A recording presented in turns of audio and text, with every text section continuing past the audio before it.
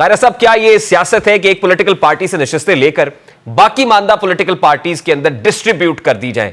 क्या high moral standard, high moral ground set हो रही है इससे? देखिए ना, पहले इस मामले को ये सवाल रेज करते हुए पहले हमें देखना होगा कि ये सीटें दी क्यों जाती हैं, और फिर देखना होगा कि दी कैसे जाती है। ये सीटें बेसिकली दी गई थी लेडीज और माइनॉरिटीज को कि ये वीकर सेगमेंट ऑफ सोसाइटी है और ये जनरल इलेक्शन में इलेक्शन लड़के नहीं जीत सकते, लिहाजा इनको स्पेशल सीटें दी जाएं।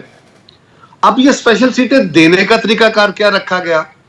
रखा यह गया कि जितनी जमातें हाउस के अंदर जो इलेक्शन लड़के आई हैं, रजिस्टर्ड जमातें तो बेशुमार, जो इलेक्शन लड़के आई हैं, उन जमातों की जितनी तादाद असेंबलियों के अंदर है उसका प्रोपोर्शनेट निकाल के उन सीटों का उनको उतना दे दिया जाएगा, और इसमें जो आजाद मेंबर हैं वो माइनस करके फिर उसका प्रोपोर्शनेट निकाला जाएगा, क्योंकि ये सीटें आजाद मेंबरान को नहीं मिल सकती, ये मेंबरान पे नहीं होती, ये जमातों की हैं। लेकिन जमातों को एलोकेट करते हुए आप उनकी स्ट्रेंथ को एवेल्युएट करेंगे तो देखेंगे कि सीटें किसकी कितनी है।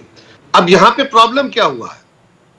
प्रॉब्लम यह है कि इन्होंने जिस जमात को ज्वाइन किया वो इलेक्शन कमीशन के पास तो रजिस्टर्ड है, लेकिन वो इलेक्टोरल प्रोसेस में इलेक्टोरल एंटिटी के तौर पे पाकिस्तान के किसी हैवान में, किसी असेंबली में, पार्लियामेंट के किसी फोरम में नहीं है, और उसके अपने जो सरबराह है वो खुद इंडिपेंडेंट इलेक्शन लड़े, उनका तो अपना वोट वहां कंसिडर नहीं हो सकता। साहब 2018 में बाप पार्टी भी तो नहीं थी।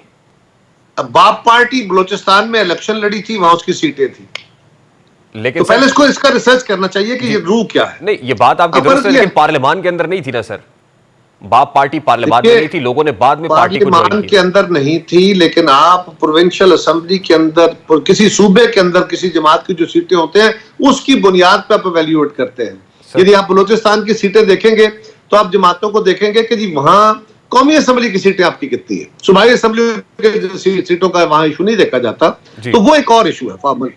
तो देखना बेसिकली यह है कि एक ऐसी जमात जो इलेक्टोरल एंटिटी के तौर पे इस इलेक्शन में किसी ऐवान में नहीं आई, यहां पे पीटीआई वालों से गलती हुई, उन्होंने कानून को मिस इंटरप्रेट समझा, उनके वकला ने उनको सही तरह नहीं समझा, तो ये उनके लिए प्रॉब्लम बना है। देखिए कायद साहब, आप बड़े सीजन पॉलिटिशियन हैं सर, मामला फहम भी है, हुकूमत का ज़र्फ ज्यादा होता है, हुकूमत बड़ी होती है, वो बड़े का किरदार अदा करते हुए वो खवातीन जो जिनके ऊपर कई कई मुकदमात हैं, जो एक में रिलीज होती है दूसरे मुकदमे में धर ली जाती है। इवन शाहमूद कुरैशी साहब साइफर में जमानत हुई, एक और नामालूम मुकदमे के अंदर गिरफ्तार फौरी तौर पर कर लिया गया केयर टेकर सेटअप के अंदर। ये तो हो सकता था सर कि हुकूमत जब आती तो कम अज कम केयर टेकर सेटअप में जो मामलात हुए उनको कम अज कम नलिफाई कर देती या अंडू कर देती। देखिए, नलिफाई आप कर सकते हैं जो एडमिनिस्ट्रेटिव ग्राउंड पे लिए गए फैसले होते हैं, जो जुडिशियल साइड पे लिए गए फैसले होते हैं आप उनको एग्जीक्यूटिव ऑर्डर के जरिए नलिफाई नहीं कर सकते। सर शाहमूद कुरैशी की गिरफ्तारी एमपी ऑर्डर के तहत है सर। जी, शाहमूद कुरैशी की एग्जीक्यूटिव ऑर्डर से गिरफ्तारी है सर, एमपी ऑर्डर इशू हुए। वो बिल्कुल देखना चाहिए, उसको रिव्यू करना चाहिए। बिल्कुल सर आप हुकूमत से कहेंगे कि इसको तो बिल्कुल कहना चाहिए, मेरी जमात बिल्कुल कहेगी, हम तो इस बात पे कभी हमारा तो एतराज नहीं। लेकिन एक बात याद रखिए, ये जो गुड जस्टिस की आप बातें कर रहे हैं ना, ये जो आला अखलाकी मेयारात की बात कर रहे हैं, ये सिर्फ हुकूमत से तवक्को मत रखिएगा। हुकूमत कितनी इस मामले में फैसिलिटेट कर पाएगी, और इसके अंदर सिर्फ एक फरीक नहीं है, इसके अंदर सीरियस इश्यूज है, वो आप भी जानते हैं, मैं भी जानता हूं, वो भी जानते हैं। लिहाजा आपको ये देखना होगा कि पहले उनको अपने रवैयों के अंदर, हमने तो कहा कि आइए बैठ के बात करते हैं, आपको याद होगा, नहीं तो मैं आपको याद कराता हूं, जिस दिन इलेक्शन होता है, इलेक्शन के तीसरे दिन हमारी सीसीओ, चौथे दिन हमारी सेंट्रल एग्जीक्यूटिव कमेटी की मीटिंग होती है, 2 दिन चलती है इस्लामाबाद में। पहले दिन की मीटिंग में हमने तय किया कि सियासी जमातों के साथ डायलॉग करना चाहिए और वे फॉरवर्ड डिजाइन करना चाहिए, रास्ते निकालने चाहिए। हमने बड़ी मुश्किल से बहस करके अपनी सीसी में ये बात अप्रूव कराई और शाम को एक कमेटी अनाउंस कर दी। अगले दिन सुबह खान साहब ने अपने वकील साहब के जरिए बयान दिलवा दिया कि इन 3 जमातों से तो कोई बात नहीं होगी। सर अब भी at this point in time people's party क्योंकि ट्रेरी बेंचेस पे बैठी हुई है, क्या पीपल्स पार्टी का दरवाजा पीटीआई के लिए खुला है? पीपल्स पार्टी का दरवाजा पीटीआई के हर उस रुकन के लिए खुला है जो किसी केस में मुलव्वस नहीं है, बिल्कुल खुला है। क्या किसी भी लेवल पे पीटीआई से बात कर सकती है पीपल्स पार्टी? यार मैं कितनी दफा आपको गुजारिश करूं कि अपने रवैये पे पीटीआई को भी देखना पड़ेगा। आप सिर्फ एक मफरूजे पे मबनी बैठ के आला अखलाकी इक़्तिदार की बातें ना करें। नहीं, मैं तो आप सर ग्राउंड सियासी बात रियलिटी कर को भी रहा हूं। देखें। मैं सर सियासी बात कर रहा हूं। देखिए किसी भी लेवल सर पे सियासी क्या बात आप नहीं कर रहे हैं। क्या सॉरी टू से, सर देखिए सॉरी टू से, सर मैं आप ये सियासी कह रहा बात नहीं कर रहे हैं। सर देखिए आप तज्जिया ईवान करें। सर आप ईवान आप में पहले मेरी बात सुने, पहले जी मेरी कारय बात साहब, सुने। जी आप तज्जिया करें। आपने सवाल मुझ पर रेज किया है, तो मैंने आपको बार बार बताया कि दूसरी तरफ मुझसे बात करने को तैयार नहीं, मैं दीवारों में तसल्सल मारूं। जाए पहले उनसे बात करें और उन्हें कहें कि वो उस बात पे एग्री करें कि हम बात करेंगे। आप मुझ पे बार बार कहे जा रहे हैं। मैं कह रहा हूं कि हमने कोशिश की है। हमने असेंबली के अंदर बिलावल साहब ने स्पीच करते हुए वहां भी कोशिश की है, तीसरी कोशिश की है। उसके बाद भी अगर वो नहीं बात करना चाह रहे तो आप हमें आला अखलाकी नहीं मैं तो ये कह रहा हूं सर कि इसका मतलब ये तो नहीं होगा ना कि पीपल्स पार्टी ने दरवाजा बंद कर दिया कि हमने बहुत कोशिश की अब दरवाजा बंद है, क्योंकि सियासत के अंदर दरवाजे बंद तो नहीं हुआ करते ना कारय साहब। सियासत में दरवाजे बंद नहीं होते, जी। लेकिन कुछ दरवाजे वो होते हैं जो हमने खोलने हैं और कुछ वो दरवाजे हैं जो अब खान साहब ने खोलने हैं।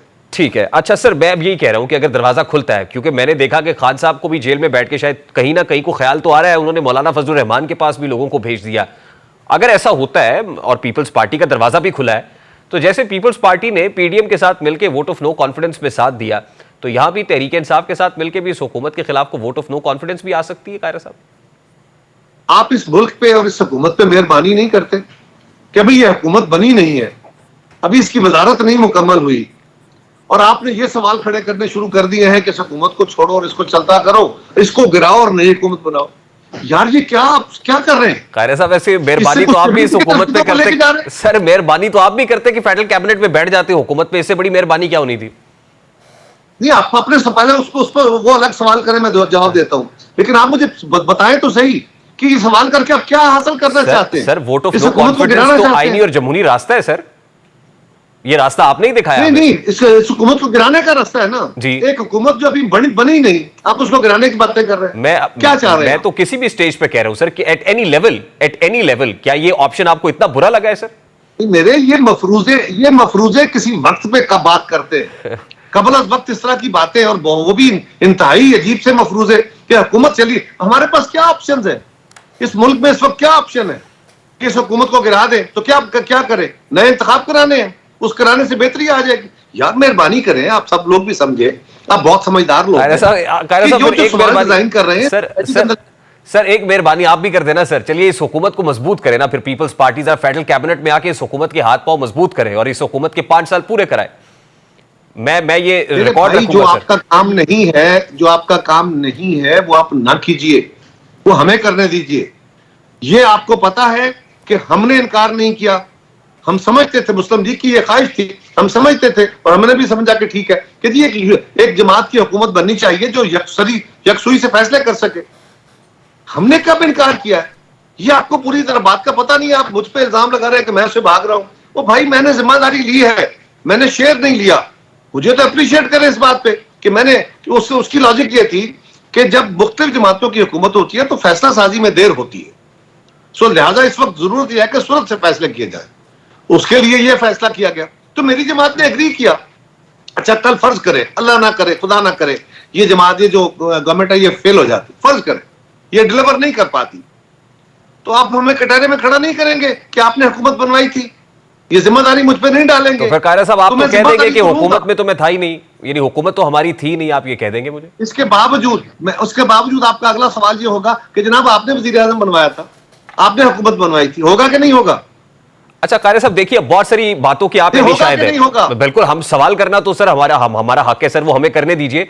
लास्ट कुछ हमें भी करने का हक है ना, कुछ हमें भी सवाल करने का हक है। अच्छा कारय साहब सिर्फ आपका हक नहीं है। अब देखिए बहुत सारी चीजों की आप एनी शायद हैं, आप जानते हैं नेशन वांट्स टू नो कि क्या मुस्लिम लीग नून नहीं चाहती थी कि पीपल्स पार्टी कैबिनेट का हिस्सा हो, जैसे आप ये कह रहे हैं कि भाई हमने सेक्रीफाइस किया, तो हुआ क्या था? मुस्लिम लीग नून की ये ख्वाहिश थी कि सूरत से फैसले करने के लिए एक छोटी कैबिनेट तश्कील दी जाए और तेजी से फैसले करने के लिए किसी एक जमात के पास अक्सरियत, तो हमने इस पर एग्री किया।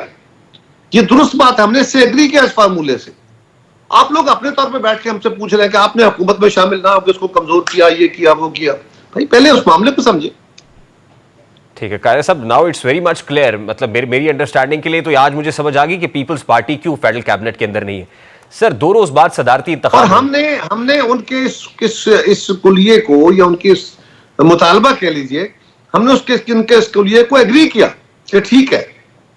ठीक, और कहीं पर इंटरफेरेंस नहीं है पीपल्स पार्टी का। मतलब पहले था ना, पीपल्स पार्टी रेजिस्ट कर रही थी कि फाइनेंस मिनिस्टर इसहाक डार नहीं होने चाहिए। आज अगर वो इसहाक डार साहब नहीं होते तो इसका मतलब ये नहीं है कि पीपल्स पार्टी ने क्योंकि कहा था इसलिए कैबिनेट के अंदर कुछ तब्दीलियां हो रही है। इसमें भी पीपल्स पार्टी की कोई इनपुट नहीं है। आप मुझे ये बताइए, गवर्नमेंट बनानी है मियां शहबाज शरीफ साहब ने, मैं उनकी कैबिनेट का हिस्सा नहीं हूं, तो मैं कौन होता हूं उनसे उनको कहने वाला फलां को बनाए फलां को ना बनाए। अगर वो राय पूछेंगे तो मेरी लीडरशिप उनको अपनी राय दे देगी, लेकिन नहीं पूछते तो उनका इस्तेकाक है, वो जिसको चाहे बनाए।